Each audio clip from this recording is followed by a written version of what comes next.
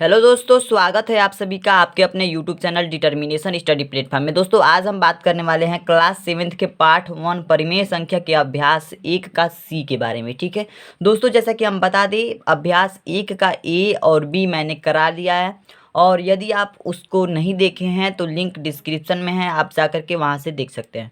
तो दोस्तों चलिए हम आज बात करने वाले हैं अभ्यास 1 का सी के। ठीक है, तो 1 के सी के सभी क्वेश्चंस को हम सॉल्व करेंगे इसमें, और सभी को समझने का प्रयास करेंगे कि इसमें कौन से कंसेप्ट यूज हो रहे हैं। तो देखिए दोस्तों, पहला नंबर जो क्वेश्चन है, निम्नांकित दो परिमेय संख्याओं में से कौन बड़ी है, ये हमारा पहला क्वेश्चन है 1 के सी का। ठीक है, तो सभी चैप्टर्स हम क्लियर कराएंगे दोस्तों। यदि आप अभी तक चैनल को सब्सक्राइब नहीं किए तो प्लीज़ चैनल को सब्सक्राइब, और वीडियो यदि पसंद आ रही हैं तो वीडियो को लाइक भी जरूर करें। ठीक है, तो चलिए हम पहले क्वेश्चन को सॉल्व करते हैं। देखिए, इसमें बताना है हमें कि इसमें से सबसे बड़ी कौन है। ये है कि ये है, दो दो संख्याएं दी गई हैं, दो दो भिन्न दिए गए हैं, इनमें बताना है कि कौन बड़ा है। तो इसके बारे में कैसे हम देखेंगे। देखिए यहाँ पे -4/9 और एक दिया है 7/9। देखिए, इसको समझने का सबसे आसान तरीका ये है कि इसका हर देखते हैं कि ये जो है बराबर है कि नहीं। तो यहाँ पे आप देख पा रहे हैं कि जो हर है ये बराबर है। ठीक है, और एक और तरीका है कि किसी भी संख्या में यदि माइनस लगा हो तो वो हमेशा छोटी होती है, और जो धनात्मक संख्या होती है वो हमेशा बड़ी होती है। तो आप सिंपली इसे कह सकते हैं कि इस संख्या में जो 7/9 है वो क्या है, बड़ा है। ठीक है, ये क्या है, बड़ी है। तो ये संख्या जो है यानी 7/9 जो भिन्न है ये बड़ी है। अब देखिए दोस्तों, जो ख नंबर क्वेश्चन है, -3/4 कामा -5/8, यानी इसमें कौन बड़ा है। तो देखिए, सबसे पहले हर बराबर देखेंगे। हर बराबर नहीं है तो इसको बराबर करेंगे। तो बराबर करने के लिए अगर 4 में हम 2 से गुणा करा दें और 8 में 1 से गुणा करा दें तो 8 का नाम 8 हो जाएगा, 4 दूना के 8 हो जाएगा, यानी 8 8 दोनों हर बराबर हो जाएंगे। तो चलिए कराते हैं। -3/4 इसमें हमें 2 से गुणा कराना है, तो 2 से नीचे अगर कराया है तो हमें ऊपर भी कराना पड़ेगा, ये रूल होता है। ठीक है, और देखिए -5/8 इसमें नीचे और ऊपर दोनों में क्या किससे गुणा करा देंगे, 1 से। तो 1 से यदि गुणा कराएंगे तो वही संख्या हो जाएगी, लेकिन इसमें अगर 2 से गुणा कराया तो 3 दूना के 6, -6/4 दूना के 8, और ये हो जाएगा -5, 5 का नाम 5/8 का नाम 8। ठीक है, ये हो गया। अब हम देखेंगे कि इसमें और इसमें बड़ा कौन है। तो आप देख पा रहे हैं, जो माइनस का चिन्ह होता है ना, जो माइनस लगा होता है वो संख्या बड़ी होते हुए भी छोटी होती है। यानी कि हमें बस अंश देखना है कि अंश में कौन बड़ा है। तो -6 है और -5 है, इन दोनों में कौन बड़ा है। तो देखिए, -6 जो है ये बड़ी संख्या तो है। अगर ऐसे देखें तो 6 और 5 में सबसे बड़ी, इसमें दोनों में बड़ी संख्या 6 है, लेकिन अगर माइनस का साइन लगा हो तो जो छोटी वाली संख्या होती है वही बड़ी कहलाती है। तो यानी कि इसमें -5 बड़ा है। तो हम ये कह सकते हैं कि इसमें जो है -5/8 बड़ी है। ठीक है, जहाँ तक हम उम्मीद कर पा रहे हैं आप समझ रहे होंगे। तो यदि आपको वीडियोस पसंद आ रही हैं तो वीडियो को लाइक ज़रूर करें और कमेंट जरूर करें कोई भी डाउट हो तो। ठीक है, चलिए अब ग नंबर क्वेश्चन की तरफ चलते हैं। देखिए, हमारा ग नंबर जो क्वेश्चन है, -7/12 और 5/-8 में कौन बड़ा है। तो इसमें कौन बड़ा है ये भी देखना है। तो कैसे देखेंगे, देखिए -7/12 12 है और यहाँ पे -8 है, दोनों हर क्या हैं, बराबर नहीं है। तो इसको बराबर करेंगे तो -7/12, 12 में अगर 2 से गुणा करा दें और 5/-8 में अगर 3 से गुणा करा दें तो ये दोनों बराबर हो जाएंगे। ठीक है, और यहाँ पे चूंकि माइनस है तो -3 से गुणा कराना पड़ेगा, तभी तो ये क्या होंगे, एक दूसरे के बराबर होंगे, दोनों हर क्या होंगे, बराबर होंगे। तो चलिए, अगर नीचे -3 से गुणा कराए हैं तो ऊपर भी -3 से गुणा कराना पड़ेगा। यहाँ पे 2 से नीचे कराए हैं तो ऊपर भी 2 से गुणा कराना पड़ेगा। तो इस 7 का अगर पहाड़ा 2 बार पढ़े तो -14, ठीक है, बटा 12 दूना 24 इतना आएगा। और इसमें आ जाएगा 5 3 का 15, -15 बटा 8 3 का 24 प्लस का 24। तो आप देख पा रहे हैं, अभी जैसे मैंने पहला जो ख नंबर क्वेश्चन बताया उसमें मैंने कहा था कि जो माइनस का चिन्ह लगा होता है वो छोटे होते हुए भी बड़ी होती है, जो बड़ा वाला होता है, बड़ा वाला जो नंबर होता है उसमें माइनस का चिन्ह यदि लगा हो तो बड़ा होते हुए भी छोटा होता है। यानी कि -15 क्या है, छोटा है, और -14 क्या है, बड़ा है। तो इसलिए जो -7/12 जो होगा हमारा, -7/12 यानी ये संख्या ये बड़ी होगी। ठीक है, ये बड़ी होगी। तो इस तरह से हम सभी क्वेश्चंस को कर लेंगे। और ऐसे ही देखिए, घ नंबर में हमें करना है -5/9 और -3/-13। तो देखिए यहाँ पे अगर माइनस है, माइनस का 5/9 और यहाँ पे माइनस का 3/-13 है, तो ये माइनस और ये माइनस क्या हो जाएंगे, कट जाएंगे और पॉजिटिव साइन बन जाएंगे यानी धनात्मक हो जाएंगे। तो हम अभी बताए हैं कि जो ऋणात्मक संख्या होती है उससे हमेशा अधिक होता है, हमेशा बड़ा होता है धनात्मक संख्या, ठीक है। ऋणात्मक संख्या कभी भी छोटी होती है और धनात्मक संख्या कभी भी बड़ी होती है। तो 3/13 क्या हो गया, धनात्मक हो गया, ऊपर और नीचे दोनों। तो सिंपली हम कह सकते हैं कि माइनस का 3/-13 क्या है, बड़ा है यानी बड़ी है, ठीक है। तो जितनी हम संख्याएं बताएं उनमें हमने बता दिया कि कौन कौन बड़ी है, जितनी संख्याएं हम पूछी थी। तो चलिए अब क्वेश्चन नंबर 2 की तरफ चलते हैं। इसी तरह से दोस्तों क्वेश्चन नंबर 2 है, निम्नांकित दो परिमेय संख्याओं में कौन छोटी है। इन दोनों परिमेय संख्याओं में कौन छोटी है ये हमें बताना है। अभी हमने कौन बड़ी है ये बताया, अब इसमें छोटी संख्या बतानी है। देखिए माइनस का 4/9 और 5/-9, माइनस ऊपर हो या नीचे हो इससे कोई फर्क नहीं पड़ता है, नीचे का हर समान है, आप देख पा रहे हैं। तो यदि हर समान है और माइनस का साइन है तो जो बड़ी वाली संख्या दिखेगी यानी देखने में जो बड़ी वाली संख्या लगेगी, इस 4 और 5 में से जो बड़ा लगेगा वही सबसे छोटा होगा, क्योंकि उसमें माइनस का साइन है। तो यानी कि 5/-9 का जो 9 है ना, ये क्या है, ये छोटी है, छोटी परिमेय संख्या है, ठीक है। इन दोनों में क्या है, ये छोटी है। चलिए ख नंबर है 6/11 माइनस का 7/-11। तो देखिए 6/11 और माइनस का 7/-11, ये माइनस दोनों में है तो माइनस क्या हो जाएंगे, कट जाएंगे, ठीक है। माइनस माइनस खत्म हो जाएंगे और ये हो जाएगा 6/11 और 7/11, ये हो जाएगा। और यहाँ पे 6 और 7 में आप बता ही सकते हैं कि कौन बड़ा है कौन छोटा है। तो ये 6 जो है यानी कि 6/11 ये छोटी होगी, छोटी है, ठीक है। आशा करता हूँ आप समझ पा रहे होंगे। तो क्वेश्चंस को बहुत ही ध्यान तरीके से देखना होगा आपको। तो अगला क्वेश्चन है हमारा ग नंबर जो 16/-7, तो इसमें कौन बड़ा है। तो दोस्तों हम अभी बताए कि कभी भी माइनस वाला, जिस भी भिन्न में माइनस लगा हो वो संख्या छोटी हो जाती है धनात्मक के कंपेयर में, ठीक है। धनात्मक संख्या की तुलना में जो माइनस वाली संख्या होती है, ऋणात्मक संख्या होती है, वो छोटी होती है। तो इसमें देखिए धनात्मक है यानी कि ये इससे बड़ी है, ठीक है। 16/-7 से कौन बड़ा है, 3। तो सबसे छोटा, इससे छोटा क्या हुआ, 16/-7 यानी कि इसमें माइनस लगा है इसलिए ये छोटा है। इसका आप एलसीएम यानी कि एलसीएम लेकर के इसका जो हर है इसको डिनोमिनेटर को बराबर करके भी आप तुलना करें तो यही आंसर आएगा और यही छोटी संख्या होगी, ठीक है। तो ये क्या है, छोटी है, ठीक है। तो इस तरह से आप समझ सकते हैं कंसेप्ट के द्वारा कि ऋणात्मक संख्या हमेशा धनात्मक संख्याओं की तुलना में छोटी होती है। चलिए घ नंबर क्वेश्चन जो है 4/-3 माइनस के 8/9। चलिए इसमें क्या कैसे देखेंगे कि कौन छोटी और कौन बड़ी है। देखिए दोनों संख्याओं में माइनस लगा हुआ है तो इस कंडीशन में, इस स्थिति में हमें हर को बराबर दिखना है। हर बराबर नहीं है तो इसे हम बराबर करेंगे। तो 4/-3 इसे में अगर हम 3 से गुणा करा दें, -3 से गुणा कराएं तो ये 3×3 = 9 हो जाएगा। नीचे -3 से गुणा कराएं तो ऊपर भी हमें -3 से गुणा कराना पड़ेगा। माइनस का 8/9 है, इसको 9 के बराबर करना है तो 1 से गुणा करा देंगे तो ये 9 के बराबर, यानी कि नीचे और ऊपर दोनों 1 से गुणा करा देंगे।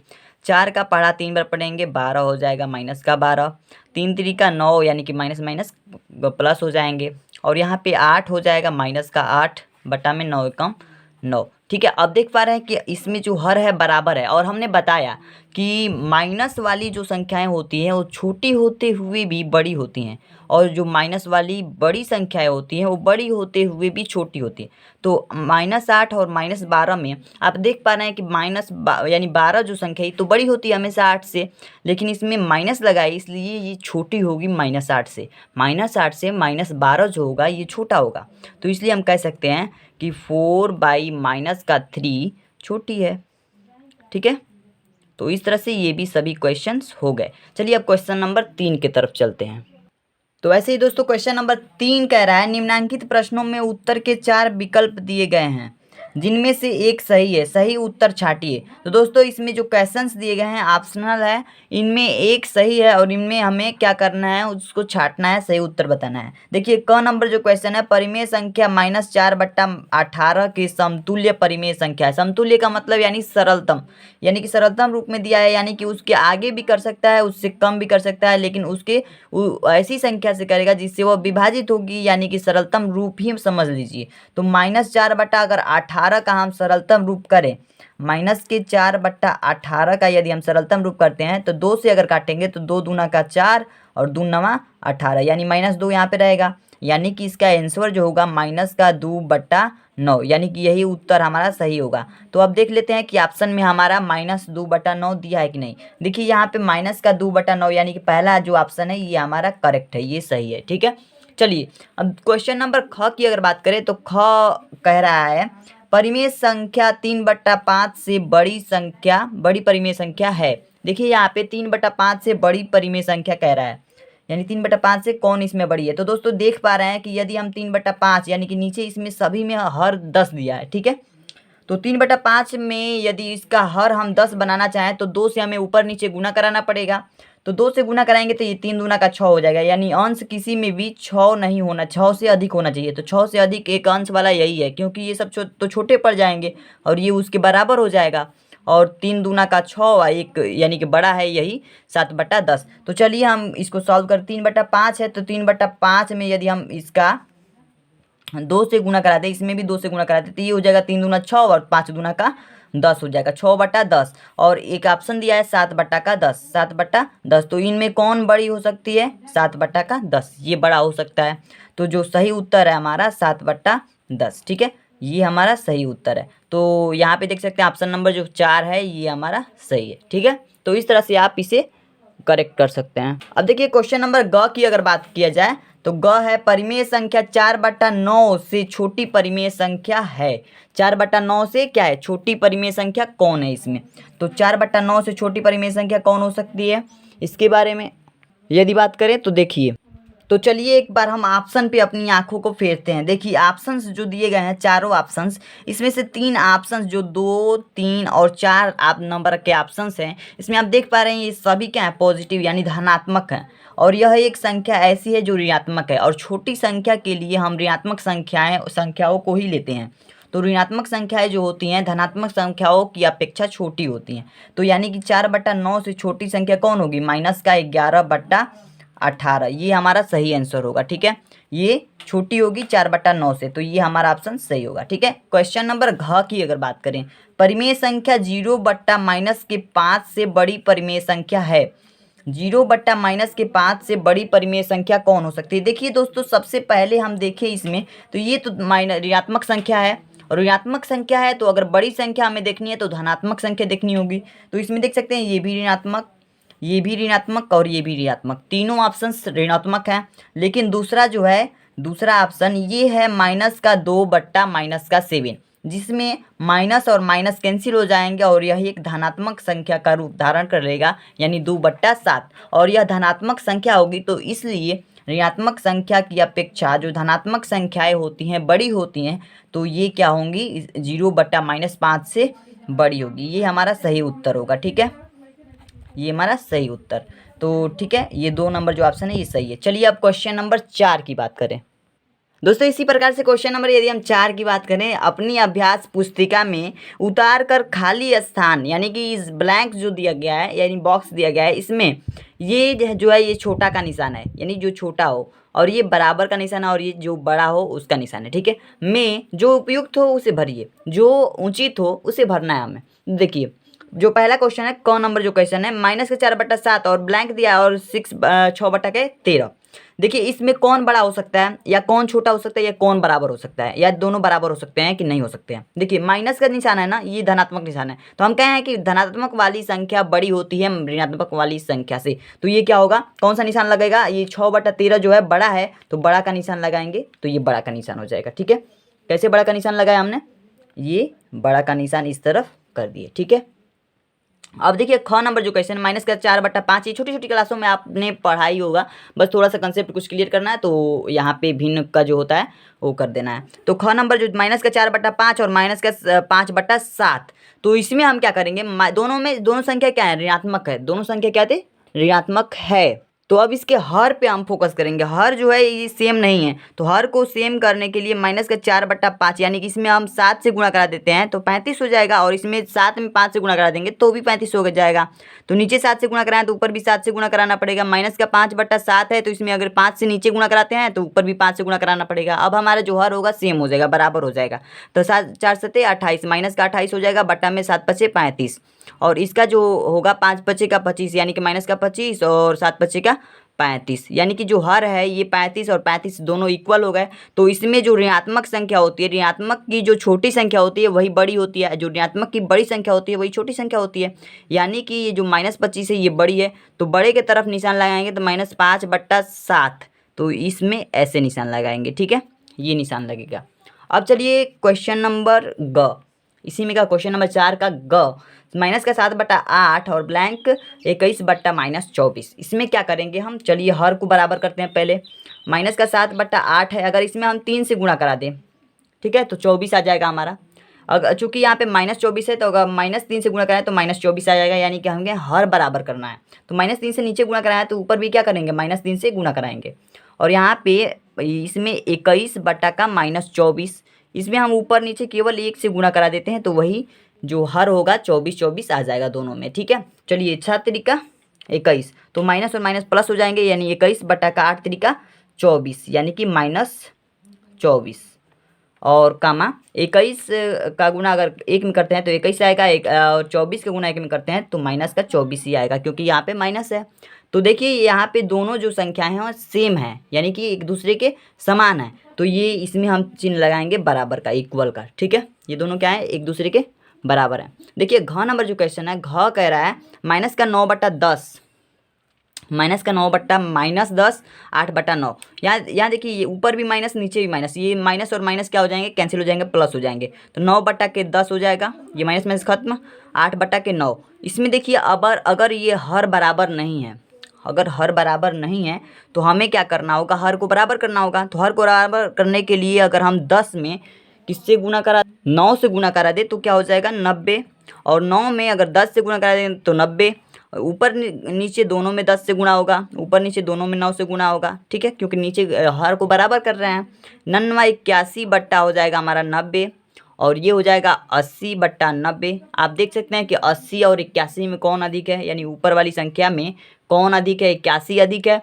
तो 81 किस संख्या की नहीं, यानी 9/10 है, तो ये जो है हमारी क्या होगी, बड़ी संख्या, यानी कि 8/9 क्या होगी, छोटी संख्या। तो इस तरह से ये जो सभी निशान है जो उपयुक्त हुआ उसे हमने लिख दिया, उसे हमने डिनोट कर दिया। तो इस तरह से आपके सभी क्वेश्चंस हो जाएंगे। क्वेश्चन नंबर 5 की तरफ चलते हैं। अब देखिए दोस्तों, क्वेश्चन नंबर यदि हम 5 की बात करें, निम्नांकित परिमेय संख्या को आरोही क्रम में लिखिए। आरोही का मतलब होता है यानी बढ़ते क्रम, यानी छोटी संख्या से लेते हुए छोटी छोटी, उससे बड़ी, उससे बड़ी, उससे बड़ी, यानी सबसे बड़ी, ठीक है। इस तरह से हमें व्यवस्थित करना है। देखिए 3/5 माइनस के 7/10 8/-15 माइनस के 17/-30, इसे हमें आरोही क्रम में यानी बढ़ते हुए क्रम में व्यवस्थित करना है। तो देखिए सबसे पहले हम हर देख पा रहे हैं, सबसे बड़ा हर है -30, ठीक है, और -30 के बराबर हमें इस सभी हरों को करना होगा। भिन्न का जो आरोही क्रम होता है इसी तरह से हमें करना होता है।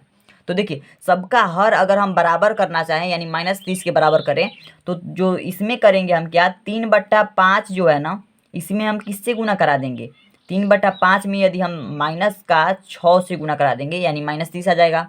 ऐसे ही हम सभी में मल्टीप्लाई के अनुसार, मल्टीप्लाई की मदद से -30 के बराबर करेंगे। तो नीचे अगर -6 से गुणा हुआ है तो ऊपर भी -6 से ही गुणा होगा, ठीक है।